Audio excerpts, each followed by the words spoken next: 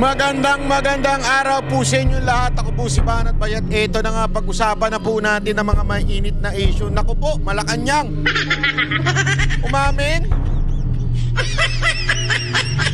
sa kanilang ginawa. Naku po. Ano ba yan, Banat Bay? Ikaw naman, masyado ka namang makaano. Hindi, totoo kasi, alam mo, may nangyari dito sa kay Pangulong Duterte dito sa Dahig at ewan ko kung anong plano nila. May plano ba silang masama o dukutin, lasunin? Hindi natin alam kung ano yung plano na yan. Basta may plano sila. Kasi kung wala kang hindi magandang plano, magpapaalam ka, di ba? Yung mga hindi nagpapaalam, yan yung mga may mga plano. Tama ba, mali? Yung mga may kabit dyan. Yung may mga bet ka. Alam naman magpaalam ka. Sweetheart, honey, baby, punta lang ako sa kabit ko, ha. Siyempre, hindi ka magpapaalam. Pero pag hindi ka nagpaalam, sinabi mong pupunta ka lang sa opisina, pupunta ka lang sa iyong barkada, yeah, magkakaraoke lang kayo ng barkada mo. Aba, may ibig sabihin nun. Sabi nga, pag may alak, may balak. Tama, mali? Yan yung kasabihan eh. Pag may alak, may balak. So, ibig sabihin mga kababayan, ang logic niyan, pag ikaw hindi nagpaalam, ibig sabihin, may balak. Tama, mali? Ano ba yung nangyayari, Banat ba? Ikwento mo naman nang maka-catch up naman kami. Hindi kasi, alam mo, ladies and gentlemen, alam naman po natin si Pangulong Duterte, yung kanilang tinarantado, ginago, at saka binaboy at binastos, winalang niya. At hindi binigyan ng tamang proseso o yung tinatawag na due process, ay nakakulong ngayon dyan sa Dahig. At alam naman po natin yung kabalastugang ginawa nila. Kaya nga sila'y nadedemanda ngayon dahil nga po sa kabalastugan nila na hindi dumaan sa due process kahit to Senado sinabi na at nag-file na nga rin po ang isang senador at sinasabing ito'y illegal na ginawa nila. Etong pagdukot, pagkidnap kay Pangulong Duterte ay isang kabastusan bilang mga Pilipino. Dahil una sa lahat, ang kahit sino mang akusado, sabi nga na ayon sa ating batas, ay kailangan humarap po sa tamang proseso. Bakit? Dahil until proven guilty, this person is innocent. Diba? Sabi nga, may ganyan tayo sa batas. Yan po ay batas. Unless you are Erwin Tulfo, that you can bend the law. O di kaya ikaw ay si Secretary Remulla at you can say yes. Yeah, pag ganun ka, okay ka. You have the power over the law. Because you are the vox populi. Ganyan-ganyan pautot ni Erwin Tulfo, no? So, ngayon, ganito nga, nadala nga si Pangulong Duterte doon sa illegal na paraan. Sa katunayan, dahil nga doon sa pangyayari na yon, ay doon naging PNP chief si Torre. Uy, kamusta ka na, Torre? Gago! Balita ko lang naman. Ewan ko kung totoo yan. Balita ko, talagang, ka daw, medyo masama daw ang loob mo. To the point na kahit hindi ka tatanggapin ng taong bayan, lalong-lalo na yung mga supporter ni Pangulong Duterte, ay nanawagan ka pa rin laban sa mga kurap. Gumawa ka pa rin ng video. Diba? Kahit hindi siya tatanggapin, ginawa niya pa rin yan. Ibig sabihin yan, talaga masama ang loob niya sa pagkasibak niya. Ladies and gentlemen, di po nag-resign sinibak. Fired! Balita ko nga, ikaw, hindi ko alam kung totoo ito, naririnig ko lang dyan sa somewhere out there, na ikaw daw pinatapon sa Mindanao o inassign sa Mindanao.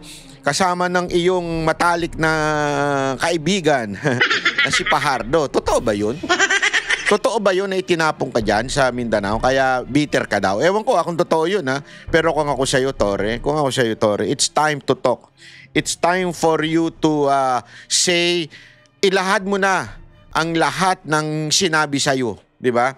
Kasi hindi ka pa pwedeng middle ground. Yan, alam mo, marami na sa politika ang nag-middle ground. Ibig sabihin, hindi mo alam kung babalimbing, hindi mo alam kung tapat, hindi mo alam kung nasa oposisyon. Alam mo, sumemplang dahil sa nasa gitna.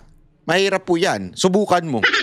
Tumawid ka, tapos hindi mo sure kung tatawid ka o babalik ka dahil sa bigla kang nagulat. Ano mangyayari sa'yo? Di ba? Sigurado, masasagasaan ka.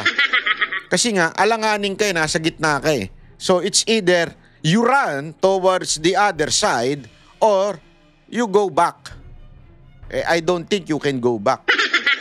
I don't think you have something else or any position to go back. Di ba sabi nga nila, this person is competent. It's just a matter of not obeying the directive. We will assign or we will appoint him in a better position. Asa na yun? Gago! Naniwala ka kay Marcos. Si Marcos, nilaglag nga niya yung yung hindi niya nga binakapan yung kanyang dating executive secretary. Ikaw pa kaya? Yung best friend niya, nakasama niya lumalaban nun. Nilaglag niya, ikaw pa kaya? Diba, ang dami na pong nilaglag ni Marcos. Ikaw? Yung nga nagpanalo sa kanya si VP Sara Duterte, nilaglag niya. Wala siyang ginawa eh. Ganon siya. Maybe sasabihin mo, hindi naman ako nilaglag ni Marcos. Oo, tama ka, hindi ka nga nilaglag, pero hindi ka rin pinagtanggol. Alam mo naman si Marcos, mahinang nilalang yan. Hindi niya kayang komprontahin kung sino yung mga kalaban. Halimbawa, nilabanan ka ni Rimulya, hindi niya kayang komprontahin. Ganun lang kasimple yun. So, ibig sabihin, hindi ka pinagtanggol. Ngayon, andyan ka. Nganga ka. Tanim kamote ka ngayon. Bakit hindi ka pa magsalita, di ba? Wala ka namang babalikan na. Tumodo ka na. Yun lang yun, tumodo ka na para magkaalaman talaga. Di ba? Anyway, kagagawan mo naman din ito eh. Ikaw ang nagpatupad. Sabi mo nga, ikaw ang pinakamataas dyan. Nung hinuli mo si PRRD, dinala mo. Kung ako sa'yo, mag-state witness ka na. Laban dun sa mga nag-utos sa'yo. Mag-state witness ka na. Sigurado ako, magiging bayani ka. Hindi, ako, pag nag-state witness ka, laban dun sa mga nag-utos sa'yo, naku po ako, number 1 ako magsasabi sa'yo, ikaw ang bayani. Sorry, bayani ka. Pag ginawa mo yan, kukumbinsin natin ng sandatang DDS na sasabihin ko talaga, ikaw isang bayani. Ha? Okay? Sandali, Balatbay, balik nga tayo sa pinag-uusapan natin. Ano ba yun, Balatbay? Eto nga, etong Malacanang daw, abay bigla-bigla ang nalang pumunta doon sa ICC at gustong, ewan ko, anong gusto nilang gawin? Kausapin ba? Dukutin na naman ba? Kasi ginawa na nilang dukutin eh. Baka naman lasunin, hindi natin alam. Ano ba talaga yan? Kasi, again, hindi naman sa masama ang tingin natin o masama ang ating iniisip. Kaya lang, the mere fact na hindi ka nagpaalam, may masamang bala ka. Diba? Meron kang gagawin na hindi maganda. Hindi ka nga nagpaalam eh. Na alam mo na kailangan magpaalam ka kung pupunta ka doon. It is not your... ICC is not under our jurisdiction. Kung dito sa ating kinulong, anytime kung gustong dalawin ng gobyerno at may kailangan, pwede niyong gawin yun. Alam ko kasi hawak ninyo yung Bureau of Correction. Pero kung sa ibang bansa na hindi sa ilalim ninyo ang ICC at may sarili silang patakaran na dapat pamilya lamang ang magsasang-ayon. Di ba? Sabi nga ni VP Sara Duterte, pamilya lang, pamilya. Ang ibig sabihin, siya. Ganun lang kasimple yun. Siya lang ang may authority kung ang isang tao papapasukin o hindi. Hindi yung si Kaufman. Siya. Diyan pa lang, yung issue na matagal na ginawang issue ng ilang mga siraulong vlogger na sinasabi nila, si Kaufman, hindi pinapasok. Ayan mismong si VP Sara na nagsabi, pamilya lang. Siya lang sa madaling salita. Pamilya lang. Siya, si Baste, si Kitty at saka si Pulong. Pamilya lang. Yung talagang by blood, relative by blood, ang maaaring magdesisyon. Si BP Sara na, hindi si Kopman. Malinaw?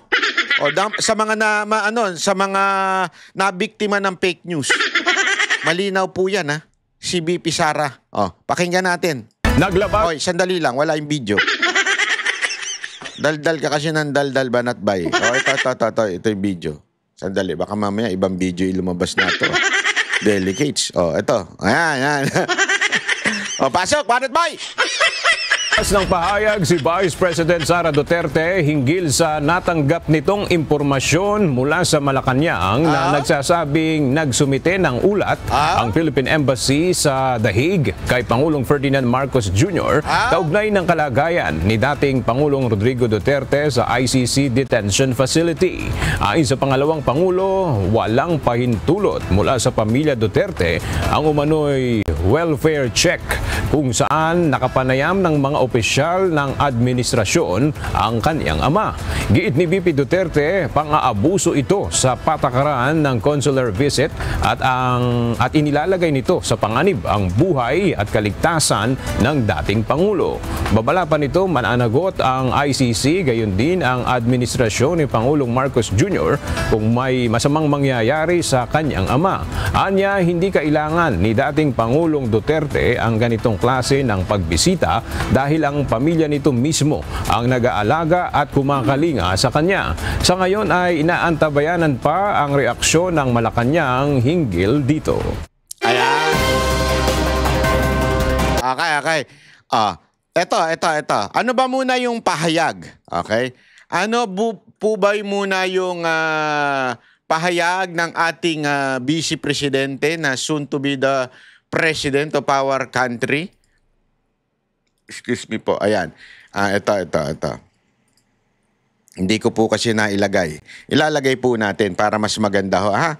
At maintindihan nyo kasi importante ho na ma-interpret natin ito ng talagang swak na swak ika nga. Kasi hanggang hindi mo mababasa ito, medyo bitin yung balita. Ayan. Papakita natin. O, ito. Ayan.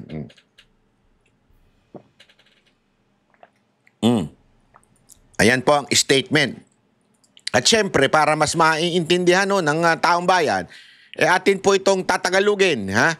Atin po itong i-interpret bawat sentence, okay? Para mas malinaw. Simulan natin. Sabi dito, I have received disturbing information from Malacanang that a report about former President Rodrigo Roa Duterte was submitted to President Marcos by the Philippine Embassy in The Hague. Sa Tagalog, nakakatakot ang impormasyon na natanggap ko mula sa Malacanang. Nakakatakot. Naku po, patay tayo dyan. Na may inulat tungkol kay dating Pangulong Duterte na isinumite kay Marcos ng Embahada ng Pilipinas sa The Hague. In English, the official entered the detention unit under the false pretense of conducting a welfare check. Naku po. And interviewed FPRRD. Sabi dito, pumasok ang mga opisyal sa kulungan gamit ang maling dahilan.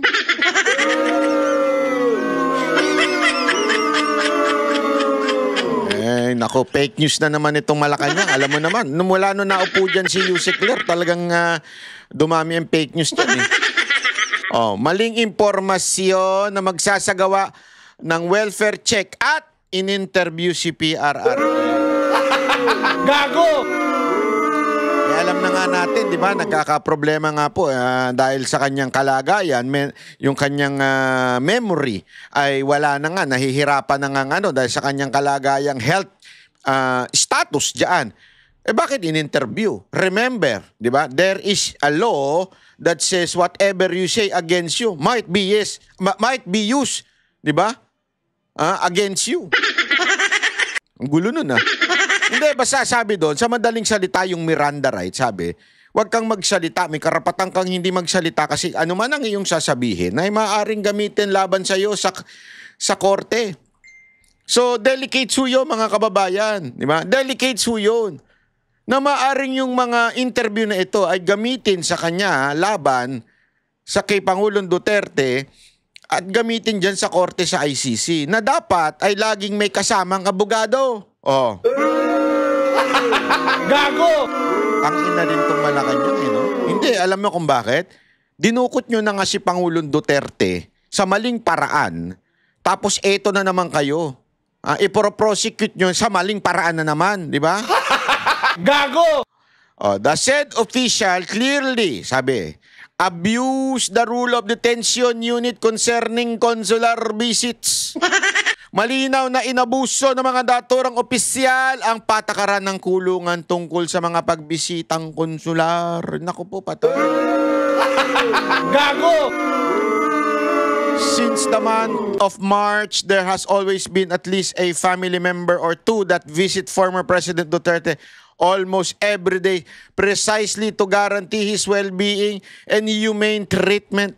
Mula pa noong Marso, laging may isa o dalawang miyembro ng pamilya na bumibisita araw-araw kay Pangulong Duterte para masigurado ang kanyang kaligtasan at makataong pagtrato.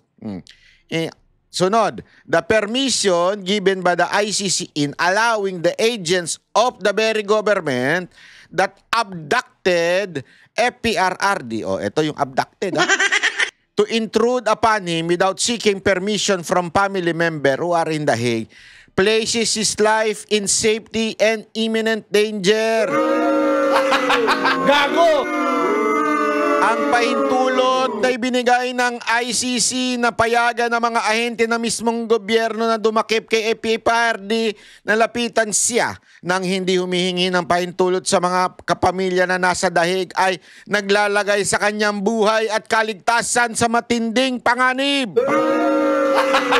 Gago! Kailangan may tugtog yan. Yan, ayan. If such claim welfare checks are allowed to continue, then the ICC and the Philippine government must be prepared to answer fully directly for any harm that comes to former President Duterte, including should the worst happen is death in custody. Naku po, death! Gago! As a direct result of this intrusion, the false pretense of conducting a welfare check, naku po, may plano kaya ang Malacanang? Yan ang tanong natin. Yan ang sinasabi ni VP Sara Duterte. Sabi niya sa Tagalog, kung papayagan pang magpatuloy ang ganitong huwad na welfare check, dapat handa ang ICC at pamahalaan ng Pilipinas na sagutin ng buo ang direkta. Naku po. Ang anumang kapahamakan na mangyayari kay Pangulong Duterte, kabilang na ang sakaling mangyaring pinakamalala, ang kanyang pagkamatay na habang nakakulong bilang direktang resulta ng paghihimasok na ito ay na maling pagpapanggap na ito isang welfare check. Naku po, hindi maganda yan. Gago!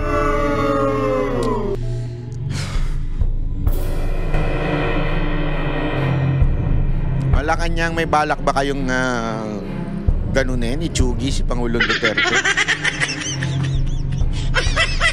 Ako nagtatanong lang ako, ha? Ako nagtatanong lang ako. Kasi may balita tayo, diba? Meron tayong napanood noon na may pinadudukot. Hindi na natin sasabihin kung sino yung gusto magpadukot. Yan din ay pinaghihinala ang pumondo ng mga manggugulo sa Malacanang o dyan sa Menjola para mag-declare na martial law.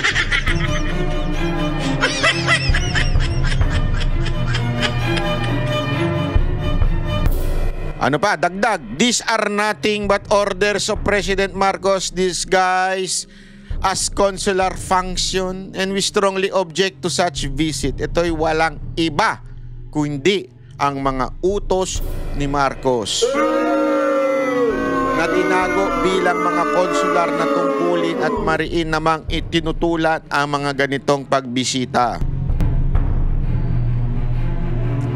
Ito matindi ito. Matindi yung kasunod na sentence. Sabi dito, FPRRD does not need you, mother pa. Ay, walang ganun, wala.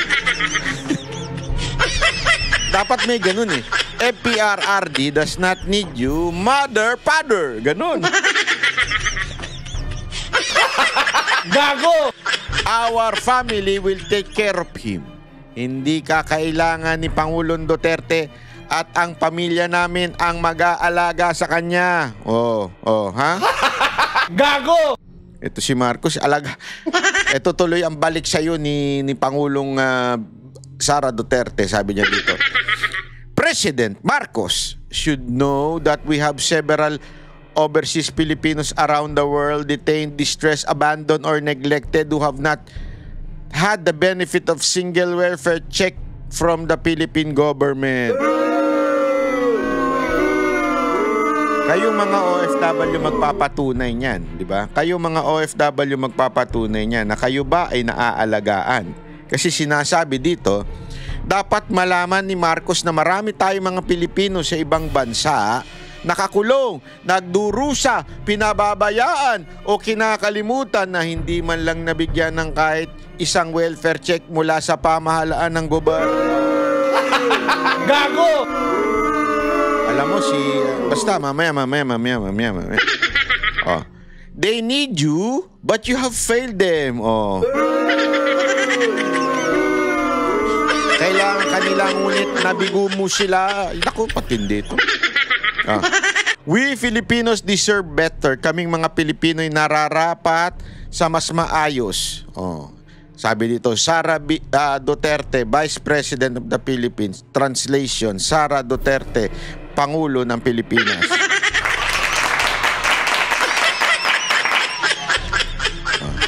Alam mo ito ladies and gentlemen, malinaw po ito. Malinaw na meron silang paglabag na batas na naman. They use the Erich Theory 101.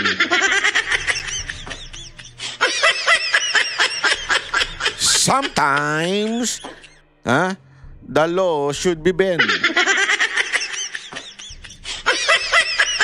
At syempre, sinang-ayunan niyan ng Remulla 102. Gago! Ano yun? Yes, Your Honor. Ang lupit ng bayan natin, ano? Lawless country. Sometimes you can bend the law. Oh.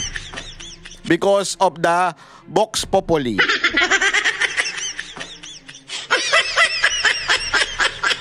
Yeah, sometimes may ganun tayo eh. May sintu-sintu talaga tayo mga Pilipino. Mantakin mo, senador natin, tagagawa ng batas. Ayaw sumunod dun sa ginagawa nila. Anak ka ng weteng.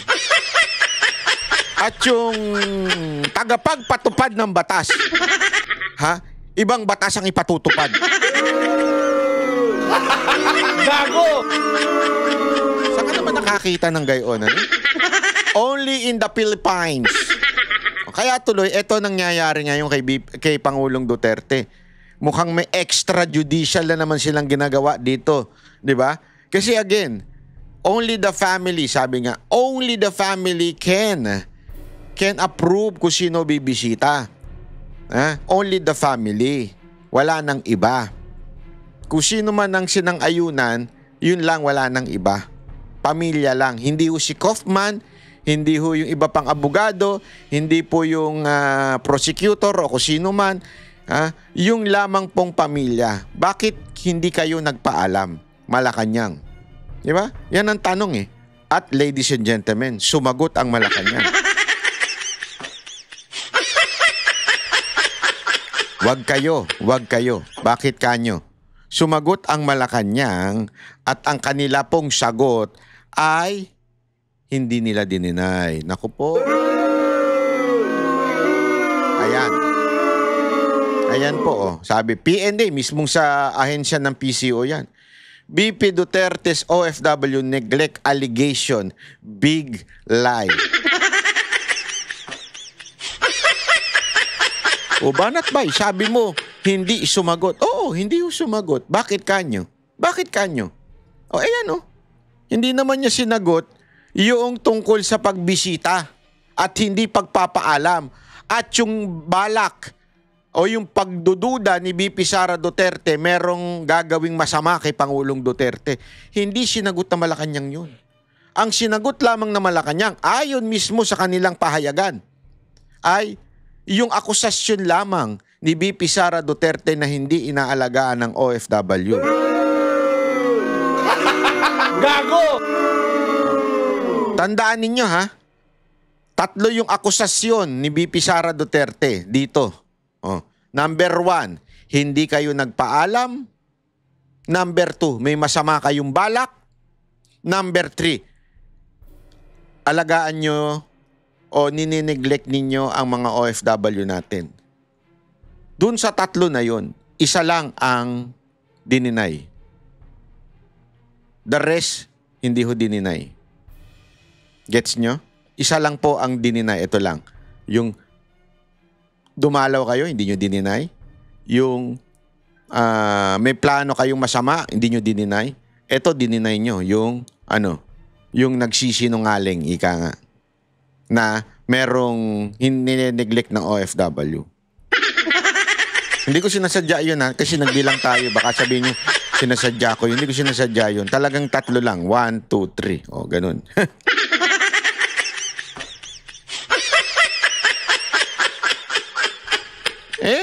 Bakit ganun? Ha? Bakit gayon? Anong meron? Bakit?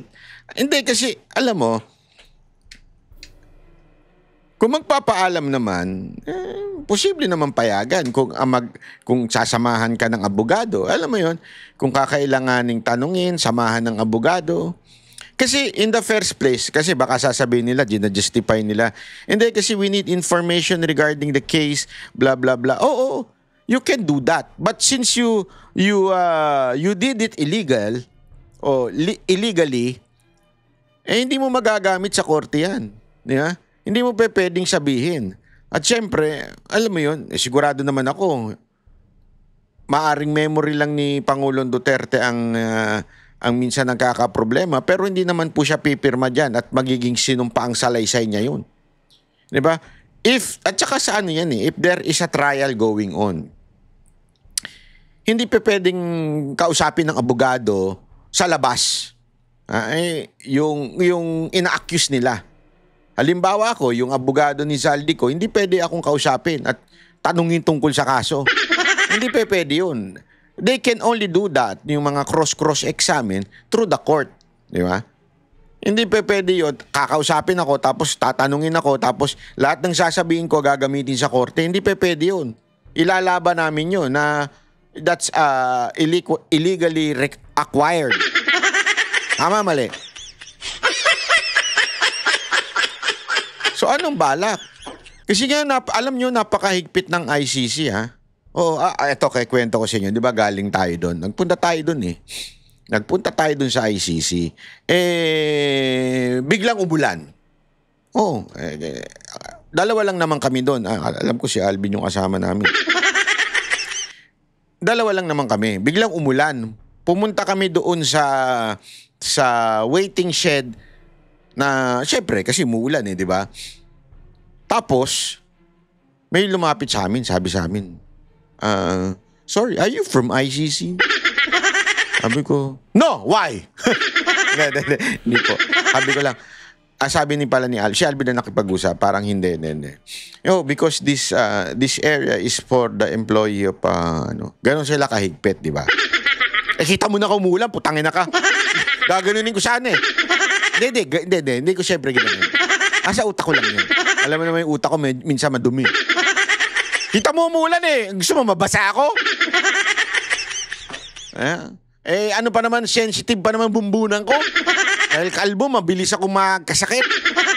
Sana nga ganunin ko Kaya lang syempre, wala tayong magawa. Talagang ganun You have to follow the law Gusto ko nga sana ihirit yung Erich 101 In our country, we have this saying, Erich 101, which says, sometimes you can bend the law.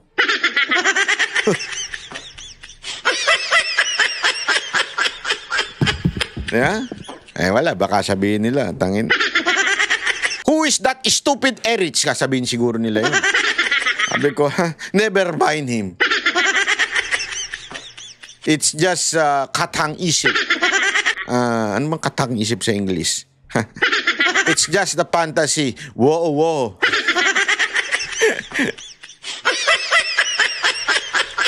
So ano yung ibig ko lamang po sabihin? Hindi nila pwedeng gamitin yan na dahilan na they just want to know or they are just doing their job to about prosecuting Duterte. Hindi nila pwedeng gamitin dahilan yan. So what's the real reason? Yeah? What's the real reason bakit nila pinuntahan ng hindi nagpapaalam? May balak. Hindi natin alam kung masamang balak.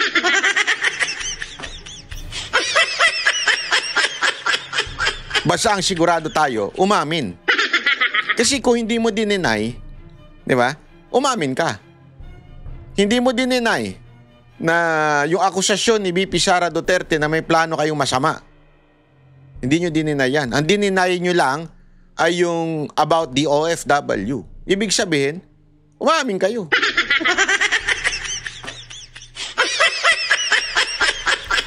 Yeah, maybe. Maybe. I'm not saying as a fact. I'm asking you. Bakit di nyo dininay? Ibig sabihin ba may plano kayo? Yun ba ang ibig nyo sabihin? Kasi di nyo dininay eh. Di ba?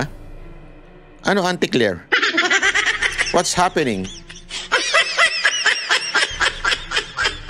Di ba? Anong plano nyo? Bakit gayon? Sabihin nyo ng maigi. Kasi kaduda-duda talaga eh. Kaduda-duda yung ginagawa ninyo. Di ba? So, naku po. Ay na. Anyway. Basta, ito lang masasabi natin, ladies and gentlemen.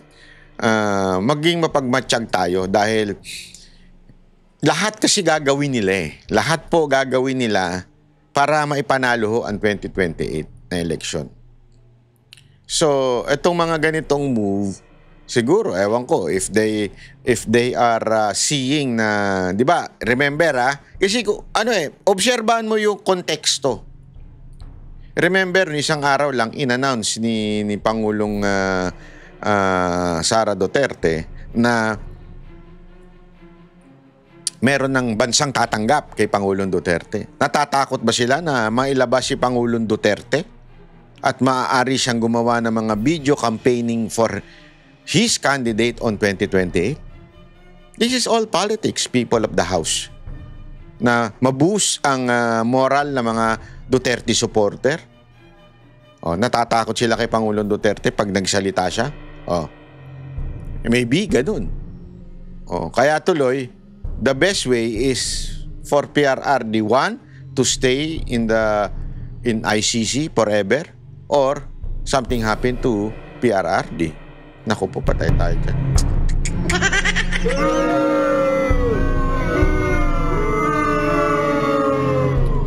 Hay nako, ladies and gentlemen.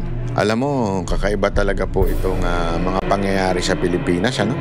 Talagang parang wala na tayong batas na sinusunod. Kanya-kanya na lang. Hindi, eto, bigyan ko pa kayo isang halimbawa sa report na nangyari ngayon, ha? Eto. Ayan,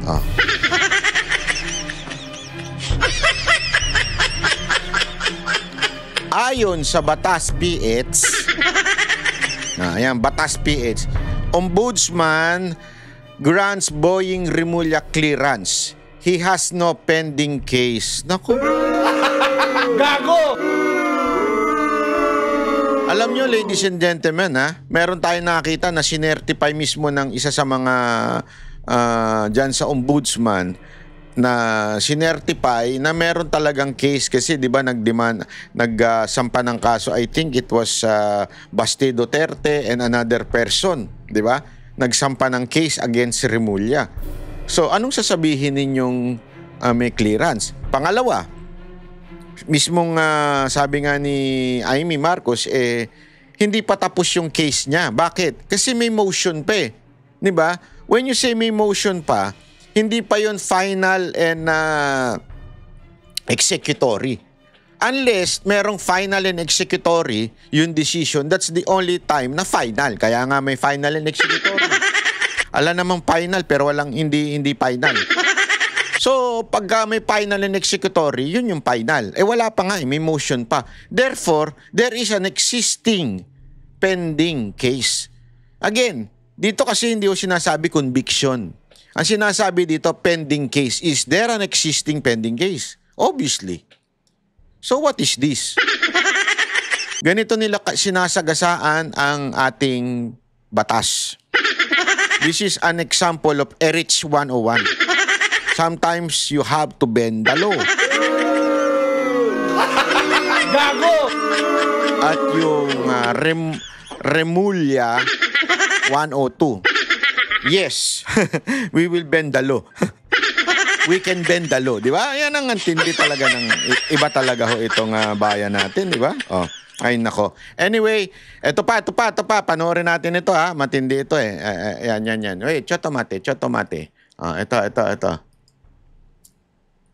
Itong sinabi ni Erwin Tulfo.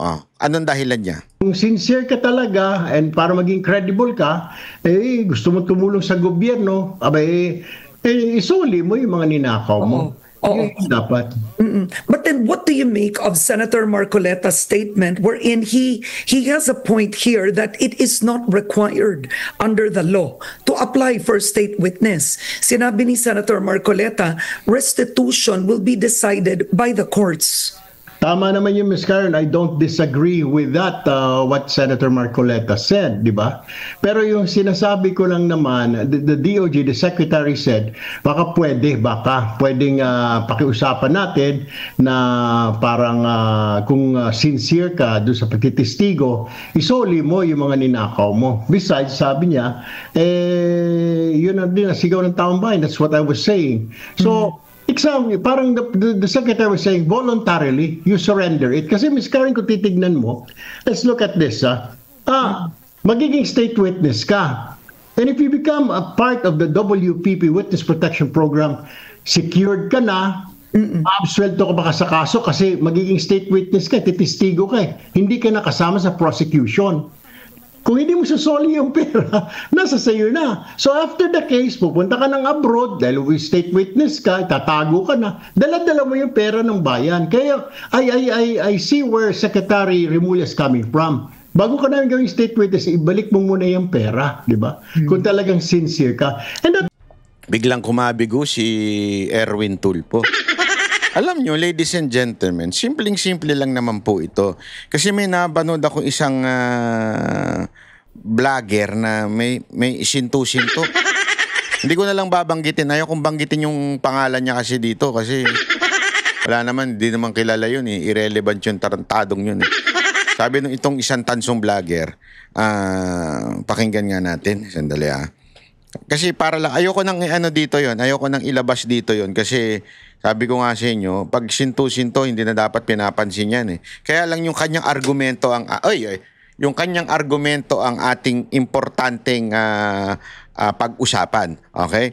Ito yung sabi niya, wait chotomate. Ito sabi niya, wait lang, hindi paparinig ko na lang sa inyo Medyo sagad sa katangahan nitong tao na ito eh. Sabi niya, wait. Wait.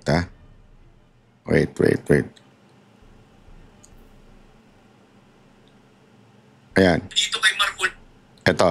Di ko na lang sa inyo para wag niyo nang dalawin, dagdag engagement lang yung kububuhan. Sa Senado dahil dito kay Marcoleta na pilit na sinasabi na wag daw ibalik ang mga perang ninakaw ng mga Diskaya, no? Dito pa lang, tanga na eh. Hina ng comprehension. Sabi daw ni Marcoleta, wag ibalik. Ang bobo ang putang ina. Saka nakarinig ng ganun. Hindi, di ba? Wala sinasabi si Marcoleta na wag ibalik. Restitution is after. Bakit kanyo? Pagsalitain nyo muna, alam mo, ganito yan eh. Strategy yan eh. Na kailangan mo, sige, aanuin mo muna. We will do all your support. Susuportahan ka namin, lahat, anuhin namin. Basta sabihin mo lahat ng gusto mong sabihin. Sino ang dapat mong i-booking mo na lahat. Di ba? Sabihin mo na, wag ka nang basta kami nang bahala sa'yo. Pero again, may pending case pa eh. Pwede mo naman kasuhan eh. Di ba? Hindi naman yung katulad dun sa mga papanood mo sa pelikula na gumawa ng kasalanan tapos porket sa dulo may ginawang kabutihan, wala na kaagad. Yung napapanood nyo? Hindi ganun yun. Ang sinasabi dito, hayaan nyo muna magsalita yung tao, di ba? Pagsalitain nyo muna ng magkaalaman. Di ba?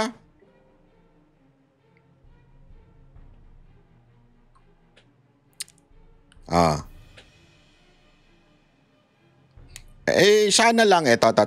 Pakinggan po natin ha, isa pa, tuloy natin.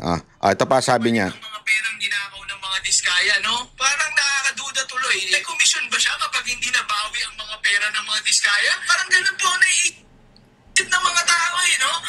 Yun daw naisip ng tao, may commission daw siya. Tanginan yan. Paano magkakakomisyon? Na-freeze nga eh. Gusto kong tuktukan to eh.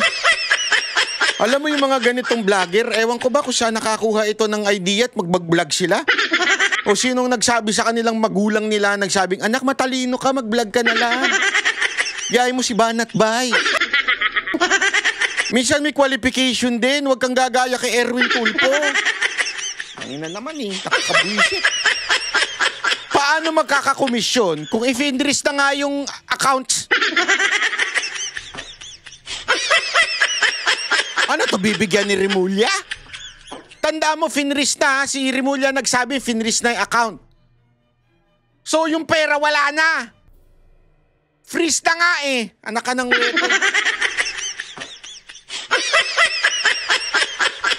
Ito pa. Pero ito isipin mo, Marcoleta, tatanungin kita. Kunwari, may kumuha ng iyong cellphone, ninakaw. Ano pong bang gagawin mo? Na naisin mo bang ikulong lang yung magnanakaw at hindi nang maibalik sa iyo ang cellphone mo? Tapos makakawala siya after 6 months, after...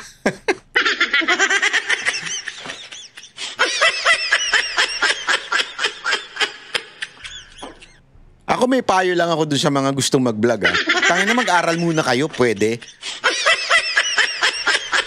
Mag-aral muna kayo ng batas, kahit papaano, kahit hindi kayo abogado, para hindi na kayo nagbumukhang tanga. Ang pinag-uusapan dito, yung witness protection program. Ang pinag-uusapan dito, yung requirement of the law, na hindi ikaw ang pinaka-guilty. Ibig sabihin, meron pang guilty dun sa crime. Mas guilty sa'yo. Okay? Tapos ikukumpara mo sa cellphone na ninakaw na ikaw lang naman nagdagnakaw. Gago!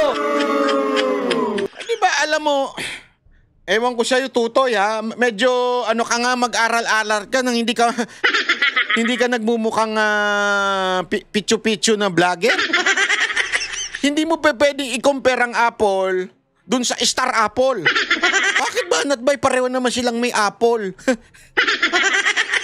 Iba pa rin yun. Eto kasi, meron gusto tayong malaman na sino pa yung mastermind behind it. Di ba? Hindi yung susuli mo yung cellphone, papatawarin ka, napala mo? Wala.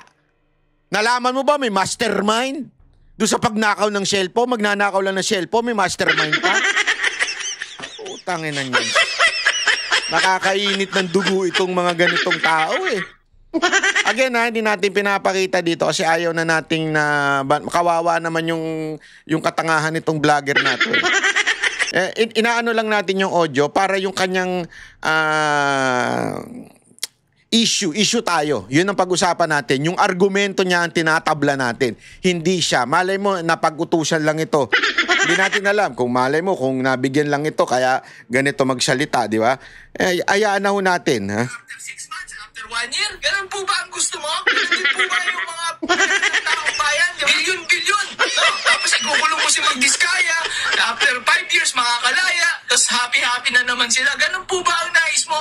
Kaya napaka-logical lang po na ang sinasabi ni Boying Remulla na ibalik ang lahat ng perang nila.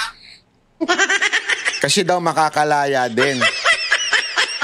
After 5 years. Alam mo, kung kakasuhan naman ng economic sabotage yan, hindi ho makakalaya yan. It will take time. Ay, nako. Sana, alam mo, Tutoy, sana nag-aral ka. Ay, nako. Anyway, ayoko nang patagalin itong issue niya ito. Baka may issue lang ito sa jowa niya. At walang alam mo, walang kulang sa pagmamahal. Kaya nag-vlog, di ba? Walang pumapansin, loser. Di ba? Baka lang naman.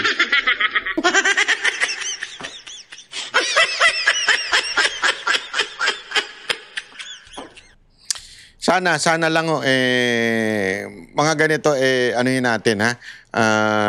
Pag-isipan na mabuti, mag-aral muna, Totoy. That was my point yesterday, Miss Karen. Sabi ko na isang tabi muna natin batas. Siguro it was taken out of context. Yes, but then let me read that to the public right now, because your statement was lauded on social media, and I quote, you said, sometimes you have to bend the law to be able to please the people. Mas mataas po ang taong bayan sa batas. Ayan. Ipaliwanag nyo yan because you were reminded by a colleague. We are mas mataas ang tao kaysa sa batas. Ipaliwanag mo yan. Huwag kang magpalusot. makers here, right? But netizens lauded you for this statement. What did you mean? I did not say we have to break the law, Miss Karen. Literal, I mean... you said you have to bend the law. Bend the law. Ibig sabihin, it's as simple as it is. In every rule, there's an exception, Miss Karen, diba? That's bending the law. And then bending the law, I was addressing that to law enforcement authorities. Sinabi ni Karen, loaded daw siya ng mga netizen. Hindi ho totoo yun. Pinagtatawanan niya siya. Kasi again, nanggagaling yung argumento sa mali eh. Wala hong sinasabi si Marcoleta na hindi isole. Ang sinasabi, pagsalitain muna natin. Bakit ba ayaw niyong pagsalitain? Pangalawa, ganun din po ba ang ginawa ninyo kay Bryce at saka kay Alcantara para tanggapin sa state witness program? State witness program. Protection. Nagulo na ako. Nakakahawa si Erwin. Alam mo, kaya binabanatan to ni Ben eh. Alam mo, natawa ako dun sa banat ni Ben dito kay Erwin Tulfo. Kawawa ka naman, Sir Erwin. Ultimong kapatid mo, binabanatan ka. Di ba? Hindi kasi, sablay naman talaga yung mga prinsipyo at pananaw nitong maman to. Ano nangyari dito? Talaga naman ng buhay, oo. Ano lang eh. Nyenak lang yan eh. Yeah? Hindi kasi nga, ladies and gentlemen, hindi naman sinasabi ni Marcoleta paulit-ulit. Hindi naman sa hindi natin. The restitution comes after. Pagsalitain muna natin. Bakit sila Bryce? Bakit yung si Alcantara? Ipapasok nyo dyan. Sinuli na ba nila lahat ng pera nila? Hindi naman eh. Pangalawa. Ito pangalawang argumento. Naka-freeze naman yung account. Sabi nito ni Boying. Pina-freeze sa AMLAC. So, anong gusto nyo pang isole? Ayan na nga. Tapos pag nagsalita, isosoli naman yung sasabihin ng korte. Let the court say it. Pag kasi sinabi ng korte, tapos ang usapan. Tapos ang usapan, ladies and gentlemen. It will be forever. Kasi hindi pwedeng basta, sinabi ko lang, o sinabi lang ni Remulla. Hindi pwedeng ganun. Let the law say it. The judge say it. The court say it. Para it will be written sa kasaysayan na pinasosoli. Di ba? Halimbawa, yung pinasosoli ng ating korte na pera ng I think it was the correct me if I'm wrong, it was yung pera ni Imelda ba or something. Di ba? At least pagka sinabing mali ka, banat ba? Hindi, nasa ano yan eh. Inutos ng korte yan eh. Di ba? Hindi pwedeng baliin yan. Kung gusto mong baliin yan, kailangan mo pang iakyat sa higher court yan. Di ba? Iyon yung ibig sabihin ni Marcoleta. Eto na naman to si Erwin Tulfo, ewan ko. To authorities, to even officials of the court of law. I'm not addressing it to the public, to every individual na we have to bend the law, violate the law. I was addressing it to law enforcers, people in authority, officers of the court. When you said bend the law kasi, Ms. Karen, even if you look at Google, the definition of bending the law is to execute the law with leniency or flexibility, provided it is for humanitarian reason. What are these humanitarian reason? Overspeeding sa highway. Pag hinuli ka ng traffic enforcer, ng highway patrol, why are you overspeeding? Pumutok na po, paano bigyan ng misis ko, kailangan ko dalhin sa hospital, kailangan po umabot. Do you think bibigyan ka ng ticket ng police? Hindi. Sige, go ahead.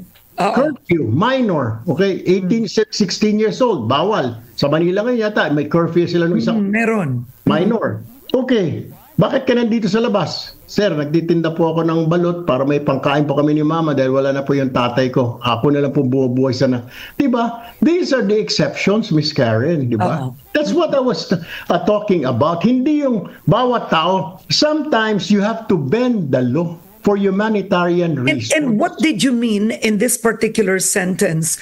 How did you mean it in relation to the state witness issue? Because you meant it there. Kasi they were saying due process eh. I heard they were saying na let's follow due process, okay? Kaya nga sabi ko, santabi muna natin kasi due process, when you say due process, we have to follow the law, di ba? Okay. Paano yung due process na we have to follow the law? Nagnakaw nga eh. Number 1, may sigaw yung taong bayan, ibalik mo yan. Number 2, napakasarap naman ng buhay mo, poproteksyonan ka pa ng pera ng taong bayan, inakaw mo na nga yung pera, binigyan ka pa ng security. Yun ang punto ko doon. Alam mo, mali kasi yung ginagamit nilang logic eh. Na ayan, bibigyan ka pa ng security, poprotektahan ka pa ng gobyerno. That's not the logic. That's not the reason why. Wag nating ibahin, Mr. Erwin. The issue is para magsalita na sila. At ilaglag na nila dapat ang lahat ng ilaglag. Unless ayaw mo yun. Unless ayaw mo malaglag yung dapat malaglag.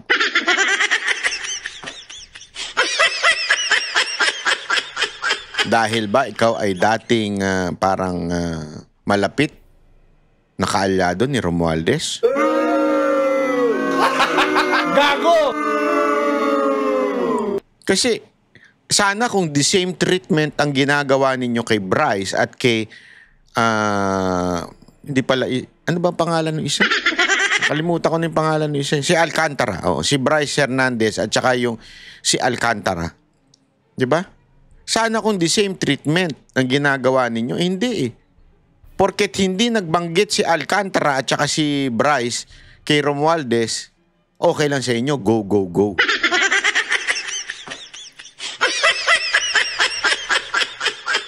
Diba? Halatang halata, sir. Naku po. We have to set aside that law and then siguro kailangan mo nang isoli yan. Hindi ko naman sabihin, we bend the law, pumatay tayo, magnakaw tayo. I mean, that's not correct, Ms. Karen, yung interpretation. Bend the law, meaning to say... Mali ka kasi. Dapat, ang sinabi mo, on this issue, on this particular thing, it's not we want to bend the law. O kaya pwedeng baka may exemption. Mali eh. Sinabi mo, sometimes we have to bend the law. Meron ka pang Vox Populi, Volkswagen. Diba? May ganun-ganun ka pa eh. It will really trigger the people. Ganun pala yun. O pwede na tayo magwarla-warla basta sama-sama ang boses natin. Is you execute the law with leniency, with flexibility if you're a law enforcer, if you are an officer of the court of law. Di ba? Sa korte din, Ms. Karen, pag kinasuhan ka, nakapatay ka, sasabihin ng kalaban, murder yan. Yung judge will decide kung murder ba talaga. Tatanungin, titignan ng judge. Eh kung you were just protecting yourself, self-defense, napatay mo yung tao, is that murder? Of course not, Miss Karen, di ba? Okay, Senator, you have Zaldico right now who is abroad. Nobody knows where he is. Some say he's in the US or some say Portugal, parts of Europe. But there are reports, right? You're seeing it on social media. You know that he has an apartment in Shangri-La Residences now, the penthouse. Supposedly, allegedly, he's building a house in Forbes Park. And you have photos coming out of the residence of Forbes Park. Ang tanong ko, how can, at this point, the government already freeze the physical assets? Because ang na-freeze na assets ngayon, Jigoy Estrada, am I correct?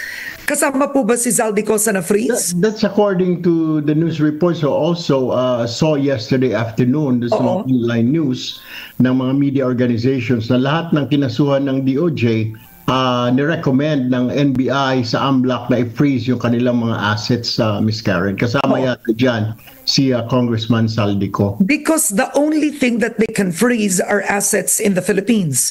Most likely, these congressmen have already moved it out of the Philippines. So physical assets ang masiseize. May tanong nga ang viewer dito, hindi ba pwede pasukin daw yung condominium? Baka may cash doon. Well, trespassing naman, ika nga, violation of... But sometimes we have to bend the law.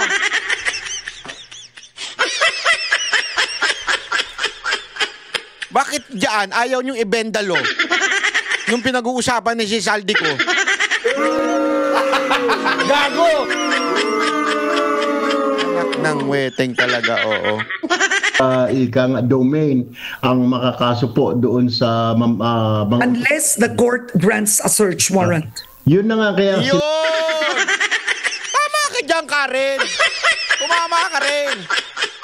Kaya nga, it is really important every time that there is a move from the government, it must be according to the law. The court should be the one deciding it. Ako agree ako dun eh. Kasi unless we want a lawless country, which is yan na nangyayari ngayon. Kaya nga kay Pangulong Duterte, kay Pastor Kibuloy, lahat na lang ng lawless na kung papaano nyo yun, nilusob ang KOJC, that's lawlessness. Oh, pati dito ngayon kay Tebes, ganun din eh. Lahat na lang. Basta kalaban. Again, I am not saying wag natin ipatupad ang batas. Hindi ho yun. Dapat nga natin ipatupad ang batas. Antayin natin ng korte ang magsabi. File case, do it in the right way. Due process, ika nga. Tulad nito sinasabi nyo, ang nakakapagtaka kasi, pag sa mga kaalyado, sa mga kakilala, meron due process. Pag sa kalaban, walang due process. Anak ng putang ina niya. Nakakabwisit sa Pilipinas. We can sometimes bend the law pagka kalaban. Pero pagkakakampi, hindi. Ano yan? Mahatulan yan ng korte. Gago! Tama, mali. Di ba? Alam mo, nakakainis talaga eh. Nakakainis ang ganitong klaseng sitwasyon sa ating bayan. Lahat po tayo nagkakaiba-iba ng opinion. Because we are human beings, we have different mind, different background, different political leaning. But the arbiter of all of these things are our laws, yung ating mga batas. And the only people who can interpret the law, kunwari ay merong disagreement on the law, walang iba kung hindi ang korte. Kaya nga there is such thing as filing of cases in the court. Diba? So, halimbawa, may ginawa isang tao. Sa tingin niya, tama yung kaya niya ginawa. Pwede magdemanda itong isa. Sabihin niya sa korte, mali yung ginawa. According to this law. Sasabihin naman ng abogado nitong inaccused, according to this law. Pareho silang may kanya-kanyang interpretasyon. Bawat abogado may interpretasyon ng batas. Hindi mo pwedeng tanggalin yun. Yan po ay kalayaan ng isang bawat abogado. Ngayon, paano na? Yan, pumapasok ang korte at sasabihin ng korte, ito ang tamang interpretasyon ng batas. Kaya nga isusulat nila yung court decision eh. Ito ang tama, ganito ang tama. You are found guilty or you are found innocent or something like that. Let the court say it. Hindi ikaw, Erwin Tulfo. Yan ang problema sa inyo eh.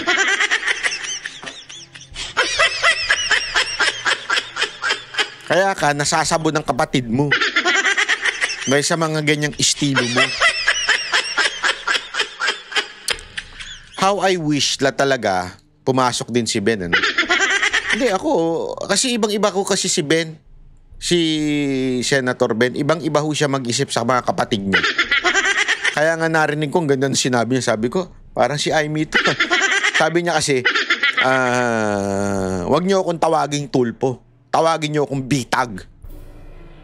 Kasi iba ako sa kapatid ko. Nako, sabi ko. Ako din, wag niyo akong tawaging... wag ganun, Banat Bay. Pareho naman kami ng kapatid ko. Pareho kaming... hindi kami parehong ano, ha? Secret. Basta, pareho naman kami ng prinsipyo sa buhay. Anyway, yun lang po mga kababayan. Sana po, kasi alam mo, mali ito, maling-mali ho ito. Itong klaseng ganitong pananaw. Delikado ho ito, nakakatakot ho ito.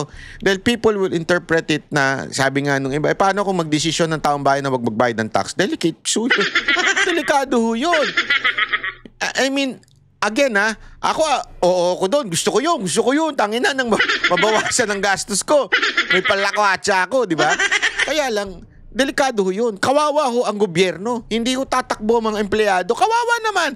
Madadama yung mga hindi magnanakaw sa gobyerno. Hindi pa pwedeng ganun. We have laws to follow. Remember, don't ever forget this. This is one of the reasons why Jesus was persecuted. Ito ang isa sa mga pinang-corner kay Jesus eh. Remember at that time, ang Israel ay nasasakupan ng Egypt. Okay? Nasasakupan sila. Ay, hindi pa. Egypt, sorry. Paano pala ni Abraham yun? Ay, ni Joseph. Nasasakupan sila ng Rome. Mapepeg news ka pa. Hindi, totoo. Nasasakupan sila ng Rome. And yun na sinusunod nila, di ba? Yung si Caesar. Yung masarap yung salad. Hindi, si Caesar, di ba? Kaya nga tinanong siya eh. Pagdating sa tax. Kasi dito, nagagalit yung mga Hudyo. Nagagalit sila na bakit kami magbabayad ng tax sa Rome? May sarili kaming gagalit sila. Dito kinorner ang Panginoong Hesus, sabi, what do you think? Kanino ba dapat bayaran ng tax? Magbayad ba dapat tayo sa mga leaders natin dito sa mga Hudyo, ito mga Pariseo, ito mga... Dito tayo magbabayad o magbabayad tayo sa sumakop sa atin ng Rome? Kino-corner siya dito. Kaya lang, there is a law to follow. And that law is dapat magbayad ng tax ang mga Israelites sa Rome. Ano nangyari? Di ba? Sabi ng Panginoon, tingnan ko yung coins. Sino nakalagay dyan? Di ba si Caesar? Give to Caesar what is due to Caesar. Ibig sabihin, follow the law. No matter what. You have to follow the law. That is the law. Kaya nga mga kababayan, ang pinaka-lawbreaker walang iba kung hindi si Satanas. Oh, siya po ang nagrebelde.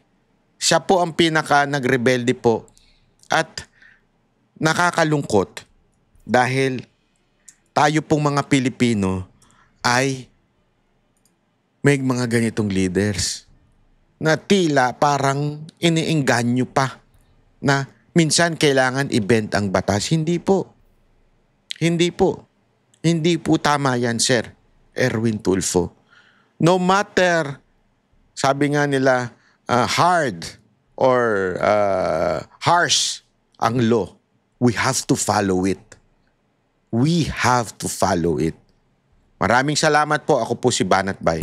Yan ang Banateros, boses ng ordinaryong Pilipino. Banateros ay walang makakaawan.